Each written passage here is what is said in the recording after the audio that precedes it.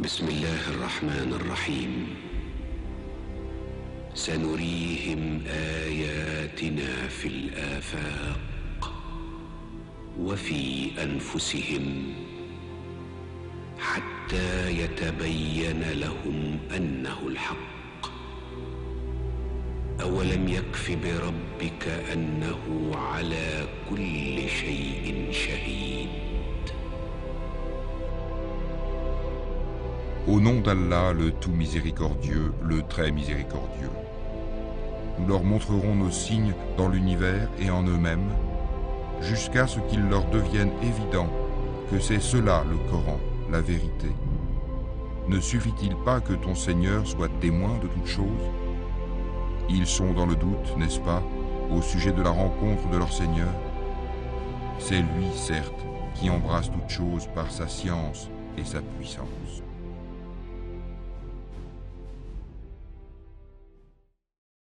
Dans la nature sans savoir comment faire. Il lui a dessiné un catalogue. Donc le Coran, c'est un catalogue de vie. C'est un catalogue qui nous permet de savoir comment on doit être et comment on doit agir dans cette vie. C'est ça le Coran. Et le Coran, le Sharia, le Coran a des maqasid, c'est-à-dire qu'il a des finalités. Et la finalité, la première finalité de l'insan, dans le Coran, il y a حفظ النفس حفظ الدين pardon. Le din, c'est le cadre qui nous permet de vivre dans le sens qu'a voulu Allah subhanahu wa ta'ala. C'est ça le din. Donc la protection de la religion, c'est la première finalité ou le premier but dans lequel Allah subhanahu wa ta'ala a descendu le Coran. Celui qui ne connaît pas maqasid al-sharia, il ne comprend pas pourquoi Allah subhanahu wa ta'ala il nous a dit il ne faut pas faire ceci ou là il faut faire cela. Qui ne comprend pas le maqasid ou les buts de la sharia, il ne comprend pas ça. Donc on a dit que le premier but Allah subhanahu wa ta'ala a descendu le Coran, c'est la deuxième chose, la protection de l'individu et de l'être humain. Donc quand tu lis le Coran, Allah subhanahu wa ta'ala, il y a des versets qui nous permettent de dire que Allah subhanahu wa ta'ala dit dans le Coran les hifdh al-nafs. Est-ce que vous avez des exemples? Non. Allah subhanahu wa ta'ala يقول ولا تقتلوا أنفسكم ولا تقتلوا النفس التي حرم الله إلا بالحق. Allah حرم القتل. Il nous a interdit de tuer. Ok? Interdit. Pourquoi Allah subhanahu wa ta'ala nous interdit de tuer? Justement pour protéger l'individu, pour protéger l'être humain.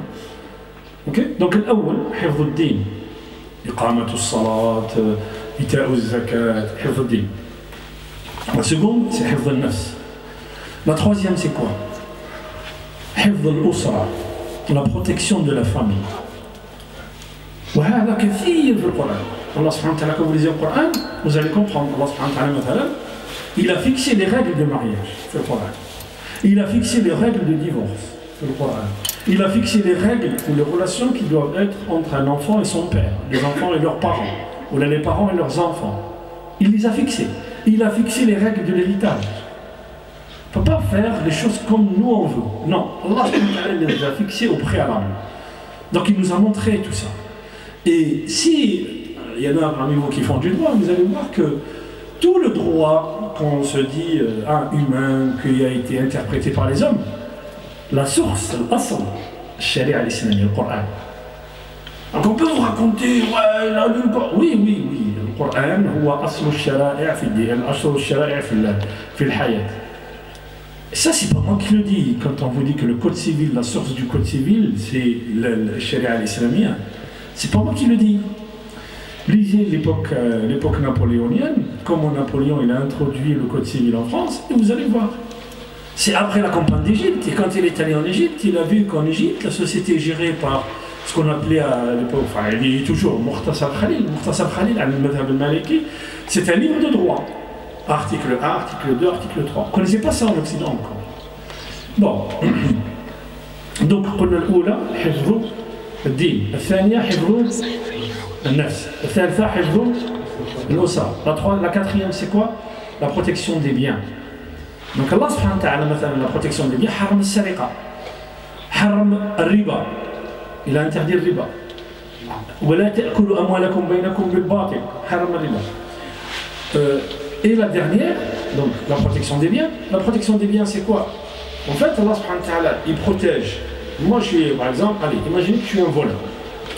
Donc Allah subhanahu wa ta'ala, le fait qu'il haram al-sariqa, je ne peux pas voler les biens d'autrui. Mais il interdit à autrui de voler mes biens à moi aussi. Donc c'est la protection de toute la société. Vous voyez l'essence de la loi. Donc la protection de din, le nafs, al-usra, la famille, les biens. Et la dernière, c'est quoi? La raison. Allah subhanahu wa ta'ala nous a donné un cerveau. Il nous a donné une raison. Il n'aimerait pas et il ne souhaiterait pas qu'on perde notre raison. Et d'ailleurs, c'est pour ça qu'Allah subhanahu wa ta'ala nous a interdit toute boisson alcoolisée qui peut te permettre de faire vaguer ta raison ou faire perdre ta raison. Donc ce qui en découle, qu'il n'y a pas que les boissons alcoolisées qui sont interdites dans l'islam, tout ce qui te fait perdre la raison est interdit dans l'islam. Toutes les drogues, sont interdites dans l'islam. Il y a des savants qui ont rajouté d'autres finalités du Coran, la protection de l'environnement, tout ça. Bon. Mais l'essentiel, et ça, ce que je suis en train de vous dire, ça date de l'époque de Shafi'i, ça date de l'époque de Shatibi. Donc ça date du 3e siècle, ce que je suis en train de vous dire. Si vous ne comprenez pas, si l'alim, il ne connaît pas le maqsad de la sharia, pourquoi la sharia a été faite, il ne comprendrait pas et il ne pourrait pas émettre de fatwa. Je vous donne un exemple. Allah subhanahu wa ta'ala, مثلا, حرم علينا الميتة. Ok? C'est quoi le meïta? C'est une question. C'est quoi le meïta? Une bête morte, mais tu l'as traduit. C'est quoi la bête morte? Jifa. Jifa, oui. Mais que, voilà, là, Jifa, ça veut dire quoi? Ça veut dire qu'elle. Là, le chien du meïta. Le meïta, c'est une bête qui est morte, soit d'une mort naturelle, ok? Soit d'une mort naturelle, donc elle a vieilli, elle est morte, soit elle était malade et elle est morte. Mais je me dis que c'est pas ça. C'est autre chose. Allah subhanahu wa ta'ala haram alayna al-mayta. Ok? Je te dis, attendez, la bête elle vient de mourir, moi je l'égorge et je la mange. Non, Allah subhanahu wa ta'ala le là. Après, quand on a fait des études sur la bête morte, on a compris que la bête morte, son sang il reste à l'intérieur. Le sang étant le véhicule de toutes les bactéries et de tous les virus et les bactéries dans l'organisme. Quand je respire, je ressors du CO2. D'accord? Le CO2, qu'est-ce qui a transmis le CO2 en le ramenant des cellules, en le mettant dans les poumons? C'est le sang. Donc dans le sang, il y a toutes ces matières nocives, hein, c'est le sang qui transporte toutes ces matières nocives. Le fait que le sang reste dans la bête, ça devient très dangereux pour l'être humain s'il mange cette bête. On ne peut pas le savoir s'il n'y a pas les études scientifiques qui ont été faites. Mais Allah subhanahu wa ta'ala, non, tu ne manges pas la bête morte. Et c'est pour ça qu'Allah subhanahu wa ta'ala nous dit, une bête qui est assommée avant qu'elle soit égorgée, tu ne la manges pas. Pourquoi? Parce que le sang il va rester dans les tissus. Et ce sang, il véhicule toutes les maladies et tous les produits nocifs que sécrète l'organisme. On va faire un cours sur le halal la semaine prochaine. Et on va voir pourquoi Allah subhanahu wa ta'ala haram al-khanzir, pourquoi le vêtement, pourquoi le sang, pourquoi toutes ces choses-là. Et on va en parler, Inch'Allah, et en discuter. Et je pense qu'il y en aura beaucoup qui vont moins manger de viande après, quand on aura parlé de ça. Bon, le cours d'aujourd'hui, tu rigoles. Il faudrait inviter Marine Le Pen. Hein. Pourquoi? Parce que, soi-disant, pour elle. Non, il ne faut pas inviter Marine Le Pen. Il faut que nous, on sache, pour savoir leur répondre. D'abord. Parce que le problème, c'est que quand ils nous parlent, nous, on ne sait pas. On dit halal, tout ça, et puis nous, on se cache. Parce qu'on ne sait pas. Mais si nous, on sait, et même les rapports scientifiques qui vous le prouvent, vous allez voir si Marine Le Pen parlera comme elle parlera. Le problème, c'est que nous, on ne sait pas. Nous, on se cache derrière. Nous, on se cache parce qu'on ne sait pas. Jamais on cherche, jamais. Et on subit. Et on subit la télé. On subit les informations qu'ils nous donnent. Vous croyez que, par exemple, les Juifs, quand ils mangent une bête égorgée, vidée de son sang, c'est par hasard? Parce que Allah subhanahu wa ta'ala, il l'a dit aussi. Et parce que Allah subhanahu wa ta'ala, il ne veut que du bien. Et si vous regardez les maladies actuelles, les maladies du siècle, hein, les maladies de cancer, il y a beaucoup de maladies qu'on ne trouve pas, sont dues à la nourriture. Khanzir. Vous allez en Bretagne, le porc, voilà, le porc. Vous allez en Bretagne, les nappes phréatiques sont polluées. Et les nappes phréatiques sont polluées, c'est-à-dire que l'eau sous terre, elle est polluée. Il y a les algues marines, sous terre, elle est polluée. Pourquoi? Parce qu'il y a comment on appelle ça? Il y a une culture intensive du bétail, il y a un élevage intensif de porc. Le porc, Allah subhanahu wa ta'ala khalaqahu pour recycler les détritus de l'être humain. Les détritus qui se trouvent dans la nature. C'est l'homme qui mange le porc. Mais on verra tout ça la semaine prochaine, Inch'Allah. On n'invitera pas Marine Le Pen, t'invite-toi, frère. Ok. Et bien, Inch'Allah, je ne sais pas si vous vous souvenez. Je ne sais pas si vous vous souvenez, les frères, on a parlé il y a 2 ou 3 semaines de ça. On a parlé quand Sayyidina Moussa alayhi salam, il est arrivé devant la ville sainte. Il a demandé à son armée de rentrer dans la ville sainte. Et qu'ils ont refusé. Ils ont dit non, on ne va pas. Et que Sayyidina Moussa, il avait envoyé des yeux. Il a envoyé des gens pour voir comment allait la ville. Quand ils sont revenus, ils ont dit mais il y a des gens qui sont d'une puissance considérable. Et nous, on ne va pas rentrer dedans. Parce que ces gens-là qui ont construit des maisons dans les montagnes, qui ont taillé la montagne pour construire des maisons, ils vont nous manger tout cru. Alors qu'ils étaient 120 000, on dit, Mufassirin. Donc ils n'ont pas voulu rentrer dans la ville. Et ils ont dit à Moussa alayhi salam, vas-y toi et ton Seigneur, et combattez-les. Nous on va rester là. فموسى رفع يده قال ربي لا أملك إلا نفسي وأخي, je ne possède que moi-même et que mon frère. Allah subhanahu wa ta'ala lui répond. Vous vous souvenez de ça? Vous vous souvenez? Qu'est-ce qu'il lui a répondu Allah subhanahu wa ta'ala? Si on fait le cours, vous oubliez, on va prendre avec Marine.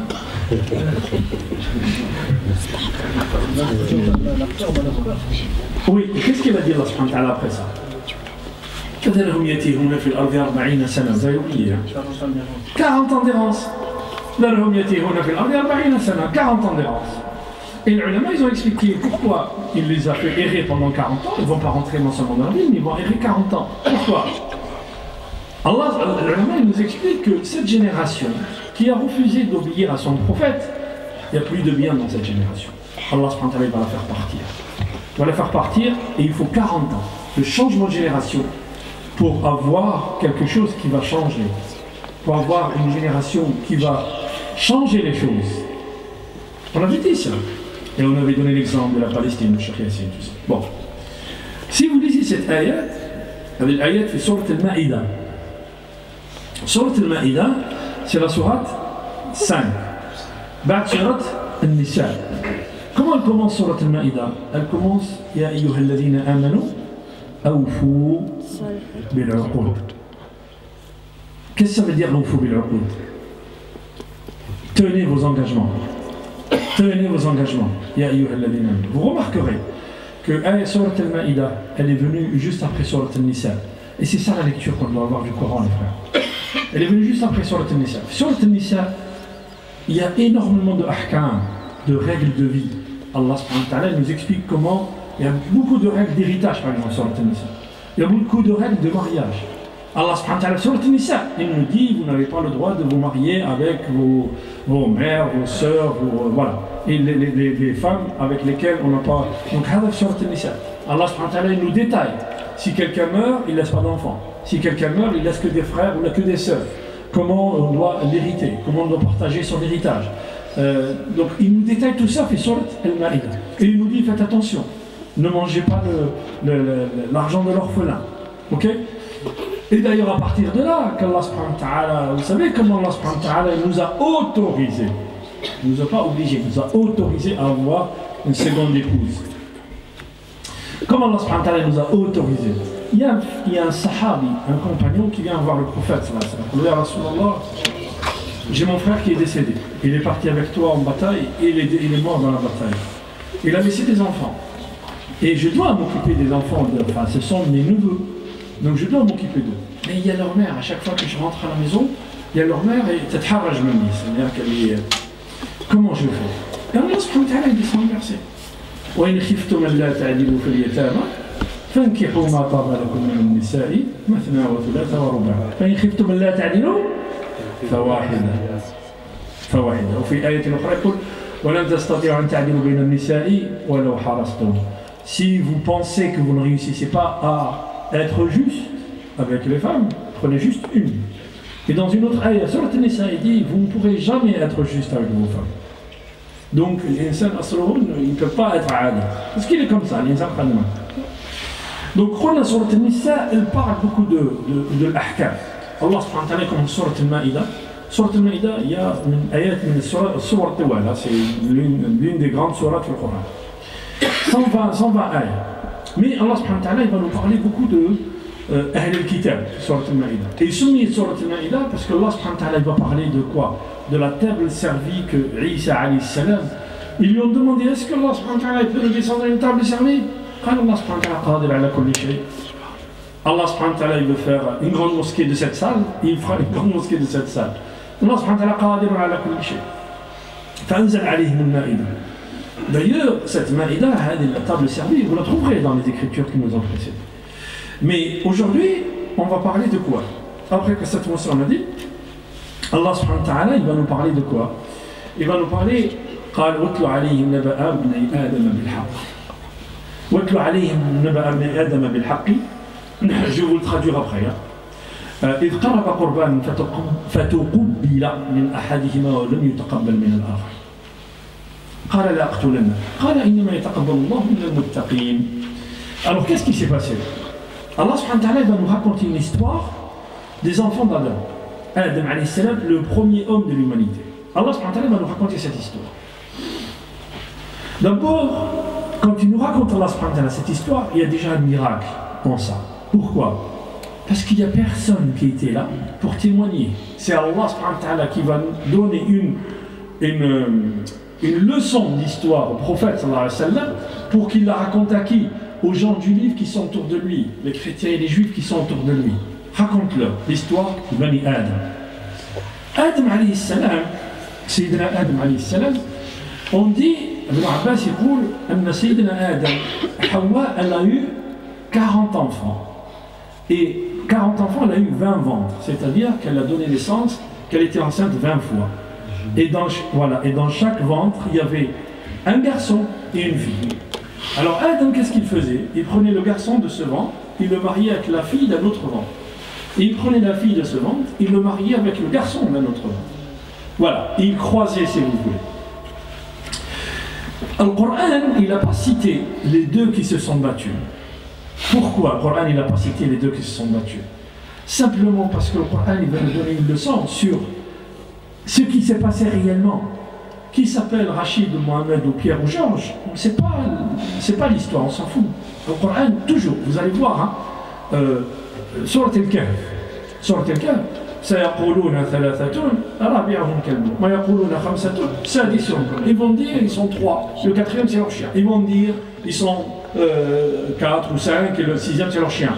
Rajman bil ghayb, c'est-à-dire ils ne savent rien du tout, ils sont dans l'inconnu, mais ils vont dire comme ça 5, 6, 7, le 7e c'est leur chien. Rajman bil ghayb. Allah subhanahu wa ta'ala, il nous dit qu'ils étaient 4 ou 5 ou 7, c'est la leçon que l'on tire. Comment ils s'appellent, combien ils étaient? وجاء من أقصى المدينة رجل يسعى. Il n'a pas cité Allah subhanahu wa ta'ala. Qui c'est ce rajul? وجاء رجل من أقصى المدينة يسعى. في سورة ياسين وجاء رجل من أقصى. وفي سورة القصص وجاء رجل من أقصى المدينة رجل يسعى. Allah subhanahu wa ta'ala ne cite pas qui c'est cet homme. On dit que c'était incroyable. Mais qui c'est? C'est la leçon qu'on doit en tirer qui nous intéresse. Comment ils s'appellent les gens? Bon. Mais malgré ça, et qui existe aussi dans les Écritures, dans les Évangiles et dans la Torah. Habil wa Qabil, c'est Cain et Abel. Alors, Abel, il est né avec une femme, avec sa sœur qui n'était pas très belle. Qabil, Cain, est né avec une sœur qui était très belle. Adam alayhi salam, il les a croisés. Ok? Il les a croisés. Il a croisé les. Celui Qabil, qui a vu son frère prendre sa sœur à lui. Il a dit non, moi je me marie avec la plus belle. Adam alayhi salam, il a dit non. Allah subhanahu wa ta'ala, il nous a interdit ça. Je ne peux pas te laisser te marier avec ta sœur. Il a dit mais il n'est pas mieux que moi. Alors Adam, qu'est-ce qu'il leur dit? Qarbu qurban. Qu'est-ce que ça veut dire? Faites une donation à Allah subhanahu wa ta'ala. Qarbu qurban lillah subhanahu wa ta'ala. لو أن الله سبحانه وتعالى يقبل القربان تاعك tu vas te marier avec la fille que tu aimes, avec la fille que tu souhaites. قال المفسرون أن آدم عليه السلام il est resté en vie jusqu'à ses enfants étaient 40 000 personnes. Adam عليه السلام il leur dit قربوا قربان. عليكم السلام. Habil, qu'est-ce qu'il faisait? Il avait un troupeau. Un troupeau de moutons, un troupeau de vin ou de bovins. Qabil, il était agriculteur. Habil, celui qui était Kantaqi, il a proposé à Allah subhanahu wa ta'ala le meilleur de ses moutons. Qurban, yataqarrab bihi, une donation d'Allah subhanahu wa ta'ala. Alors sallallahu alayhi wa sallam dit lan tanalu al-birra hatta tunfiqu mimma tuhibbun. Tu ne peux avoir la sommité de la foi que lorsque tu donnes de ce que tu aimes. Je ne donne pas l'habit parce qu'il ne va plus ou parce qu'il est vieux, mais je donne l'habit même si je l'aime, je le donne à mon frère. Et ça, c'est un signe de générosité, c'est un signe de l'ikhlas. Et le Habil, il a donné le meilleur de son troupeau. L'autre, il a donné quoi? Il a donné... il n'a pas donné le meilleur de sa récolte. Il a choisi quelque truc comme ça, il a dit de toute façon, moi je l'épouserai. Donc vous voyez, hein, l'un était sincère dans son acte, l'autre n'était pas sincère. فتقبل من أحدهما. قال العلماء الله سبحانه وتعالى يستعمل الفعل مبني للمجهول, c'est-à-dire تقبل dans le passé. Mais tuqbila min ahadi majhul, yani Allah subhanahu wa ta'ala. Autrement dit, que Habil il n'a rien pu faire pour qu'on puisse nataqabbal sa donation, on accepte sa donation. Autrement dit, le fait qu'on accepte sa donation, c'est juste qu'il était sincère dans Allah subhanahu wa ta'ala. Comment on sait que sa donation a été acceptée? Il y avait un feu qui descendait du ciel et qui brûlait, qui prenait la donation. Donc celle de quand de Qabil, elle est restée comme ça. Et le mouton a été élevé au ciel. Quand le frère, il a vu que son frère, sa donation a été acceptée, je vais te tuer. Je vais te tuer.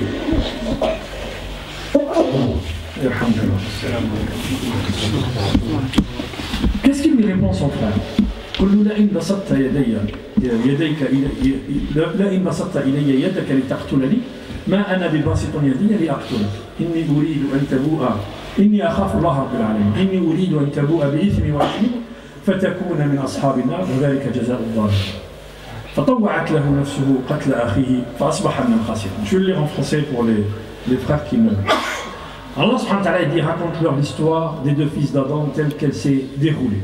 Chacun des deux frères avait fait une offrande, mais celle de l'un fut acceptée alors que celle de l'autre ne le fut pas. Je te tuerai, lui dit-il. Dit ce dernier à son frère, qui lui répondit, que veux-tu? Dieu n'accepte que de ceux qui le craignent. Et si tu portes la main sur moi pour me tuer, je n'en ferai pas de même, car je crains trop mon Seigneur, le maître de l'univers, pour commettre un pareil crime. Je préfère que tu te charges seul de mes péchés, et des tiens, et tu seras alors voué à la Jahannam, qui est la juste récompense des criminels. Mais n'obéissant qu'à son instinct bestial, quand on fait entraîner au meurtre de son frère, il le tua donc et se trouva de ce fait tuant des reproches. Donc qu'est-ce qu'il a fait? Il a dit, je vais te tuer. Il a dit, Allah subhanahu wa ta'ala, il accepte de celui qui est sincère avec lui. C'est ce que je vous disais toujours, les frères. Nous allons tous faire la prière ici. Hein? Mais la différence entre un qui est sincère et l'autre qui n'est pas sincère, c'est la différence entre le ciel et la terre. Un qui est sincère, sa prière, tout son esprit, son énergie, son cœur, il est pour Allah subhanahu wa ta'ala. Allah subhanahu wa ta'ala va accepter, on va faire la prière, la même prière, salat al-isha, derrière le même imam, tout ça. Celui-là, sa prière, elle est acceptée, Allah subhanahu wa ta'ala va multiplier par 1000, comme il veut, Allah subhanahu wa ta'ala. et celui-là, sa prière n'est pas acceptée. Pourquoi? Parce qu'il était dans ses factures, il était dans Shaitan, vous voyez. Donc, chacun de nous s'efforce d'être sincère avec Allah subhanahu wa ta'ala. La sincérité, c'est ça qui a fait qu'on accepte de l'un, on n'accepte pas de l'autre. L'autre, il lui dit, je te tue. Il a dit, si tu veux me tuer, moi, je ne te ferai rien du tout. Certains diront, il ne sait pas comment, il ne s'est pas battu, il ne s'est pas défendu. Les ulama disent non, bien au contraire, il s'est très bien défendu. Pourquoi? Parce que la meilleure défense contre un agresseur, c'est de le mettre devant son geste, devant la responsabilité qu'il va avoir, devant l'histoire et devant Allah subhanahu wa ta'ala. Et effectivement, il l'a mis devant la responsabilité. Il a dit, si tu tends la main pour me tuer, moi je ne te tuerai pas. Mais tu auras tu auras deux péchés. Le premier péché, c'est le fait de ne pas être sincère. Et le second péché, c'est le fait de tuer. Et bien, il ne savait pas comment le tuer. Shaitan. Il vient et lui dit, tu lui balances un roc sur la tête quand il dort. Et effectivement, c'est ce qu'il a fait. Il lui a balancé un roc sur la tête quand il était en train de dormir. Et il l'a tué. Mais quand il l'a tué, après ça, il est devenu malade. Il était malade de remords. Il pleurait parce qu'il voyait quoi? Pour la première fois, il voit un mort devant lui. Un frère sans vie.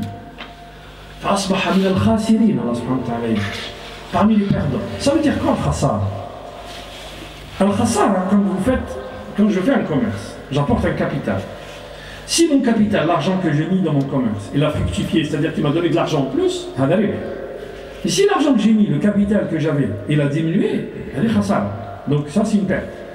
Le gars, il devait se marier avec la fille, il ne s'est pas marié avec la fille. Il avait un frère, il a perdu le frère. Donc non seulement son capital qu'il avait au départ, il a diminué.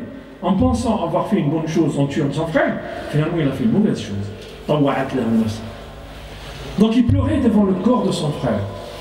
Le frère était là, il pleurait devant le corps de son frère. Il ne savait pas comment faire.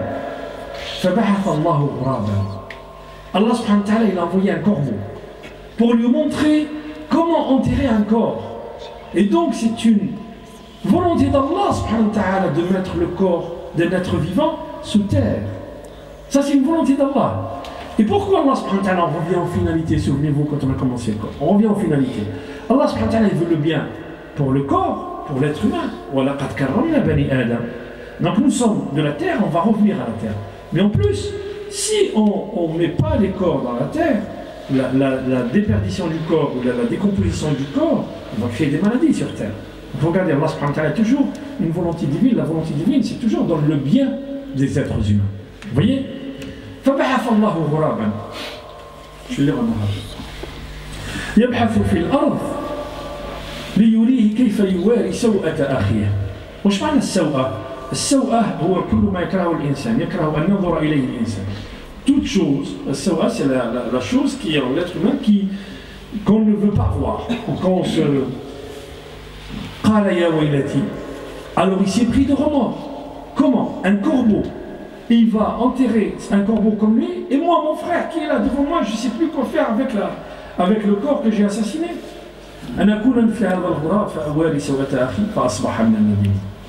من أجل ذلك كتبنا على بني إسرائيل أنه من قتل نفسا فكأنما قتل الناس جميعا ومن أحياها فكأنما أحيا الناس جميعا ولقد جاءكم رسلنا بالبينات ثم إن كثيرا منهم بعد ذلك في الأرض لمسرفون. Alors, Dieu envoya alors un corbeau qui se mit à gratter le sol pour lui indiquer comment inhumer le cadavre de son frère. Alors le meurtrier s'écria, malheur à moi. Suis-je donc incapable d'imiter ce corbeau et d'ensevelir la dépouille de mon frère? Et depuis lors, il ne cessa d'être rongé par d'intenses remords. Et d'ailleurs, on dit que ce sont des bêtes qui l'ont tué après. Alors, sallallahu alayhi wa sallam, il le dit fait le hadith, à chaque fois qu'il y a un meurtre sur terre, une partie de ce péché, de ce meurtre, revient au premier fils d'Adam qui a instauré le meurtre sur terre. من سن سنة حسنة فله أجرها وأجر من عمل بها إلى يوم القيامة ومن سن سنة سيئة فله إثمها وإثم من عمل بها إلى يوم القيامة. Celui qui érige une sunna, c'est quoi une sunna? C'est une façon de faire, tariqa, sharia, c'est une bonne action. Celui qui met une bonne action, il la met en œuvre. Et puis il y a des gens derrière qui vont continuer cette bonne action Je vous donne un exemple. Vous créez des cours ici. Je vous donne un exemple. Vous créez un institut où les gens vont apprendre. Vous allez partir. Mais il y a vos enfants qui vont venir. Et les enfants de vos enfants.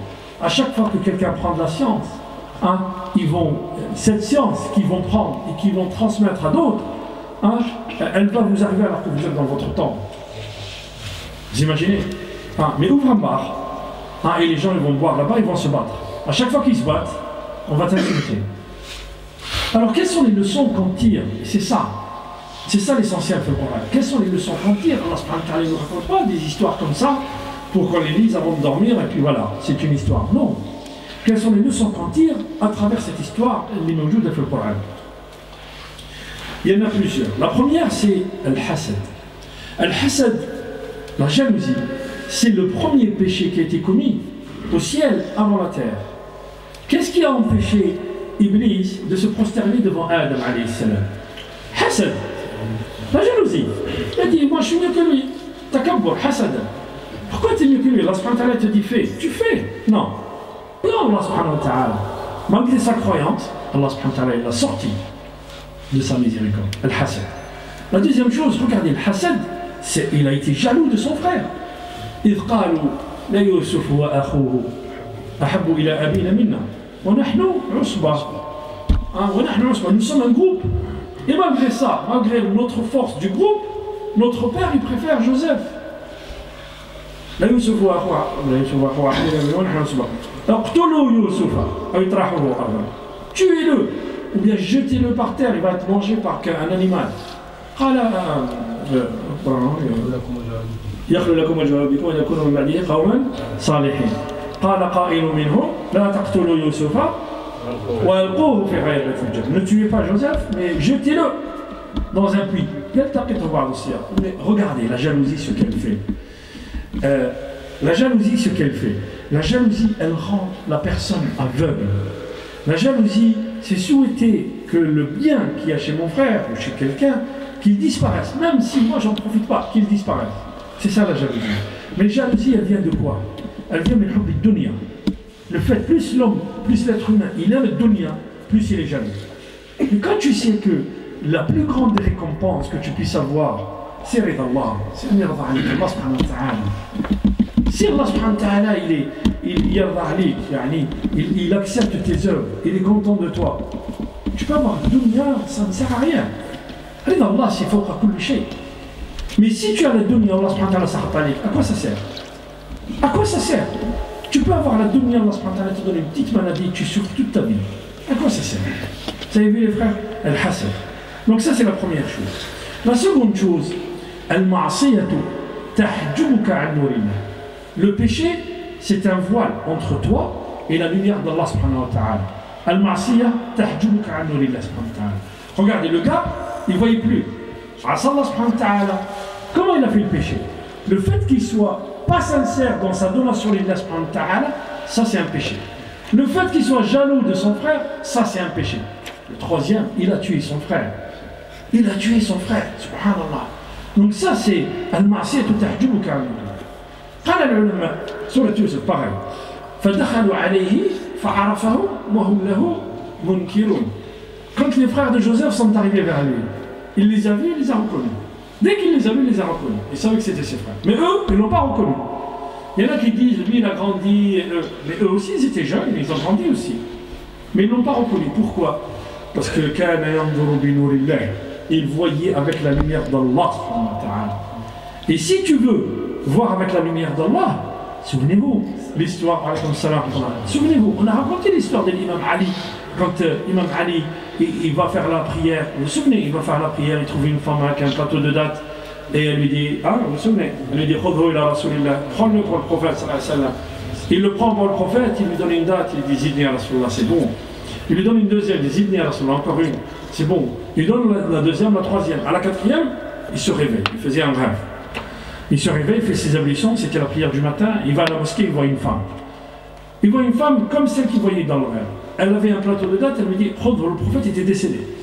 Il dit, prends-le pour Omar al-Khattab. Après la prière, il le donne à Omar al-Khattab. Omar al-Khattab, il lui dit, voilà, alors il lui met une date dans sa bouche. Et il lui dit, Zidni, encore une. Il lui donne la deuxième, il lui donne la troisième. À la quatrième, il lui dit quoi? Il a osé avec Rasulullah, il a zidna. C'est le prophète sallallahu alayhi wa sallam, il t'avait rajouté la quatrième, nous on t'aurait rajouté. Comme Omar al-Khattab il savait, Innahu yara bi nurillah. Innahu yara bi nurillah. Omar al-Khattab, on est venu lui dire, quand salat al-Jumu'ah, quand il fait salat al-Jumu'ah sur un mambar.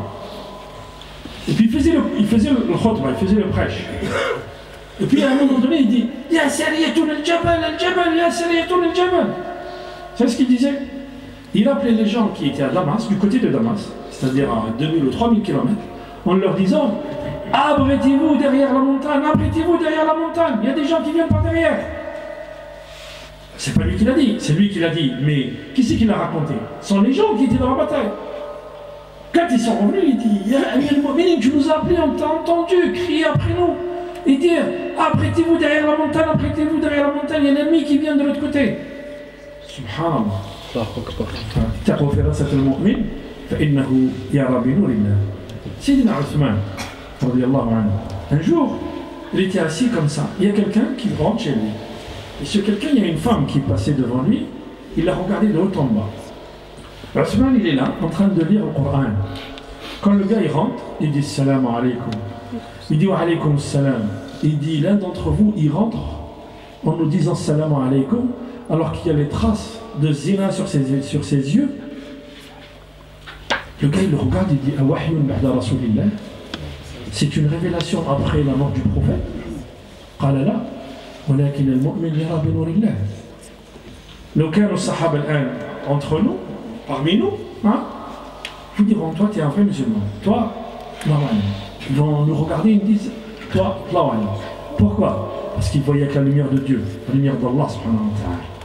Et la lumière d'Allah subhanahu wa ta'ala, Allah subhanahu wa ta'ala te la donne quand tu es sincère, et quand tu ne fais pas de péché. Tattaqillah. Tu ne fais pas de péché, ça veut dire quoi?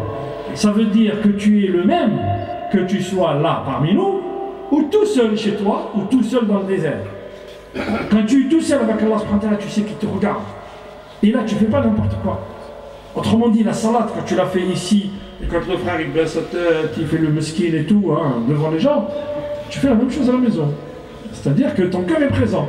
Ou là, tu veux juste faire savoir aux gens. Mon frère, il faut que tu revoies ta chose. Hein? Ça, il y a quelque chose qui va. Donc,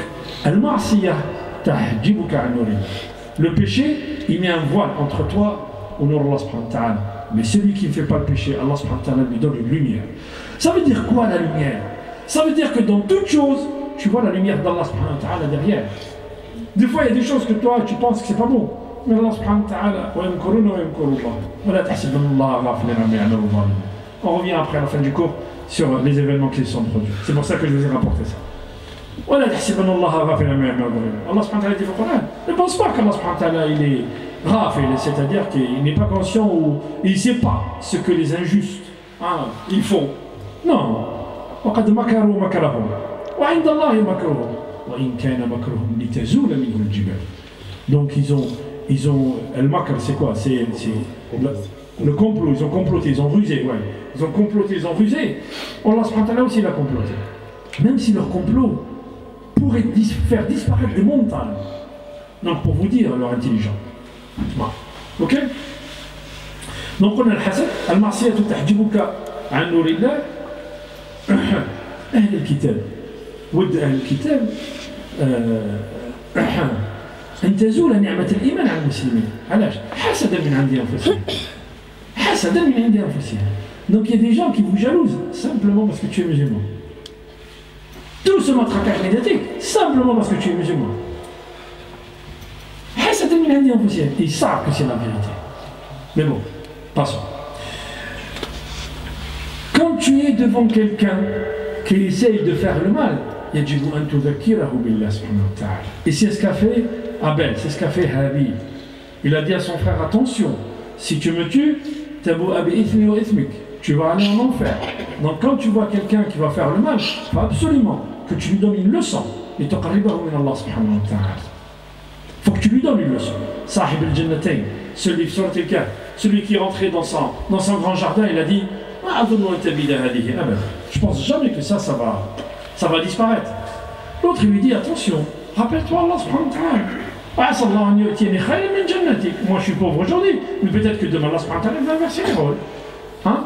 Et Allah subhanahu wa ta'ala arsala alayha husban min as-sama. Fatusbiha sa'idan zalaqa. C'est-à-dire, elle peut devenir ce jardin qui est fleuri, où il y a des arbres, où il y a des dahlias, où il y a des palmiers.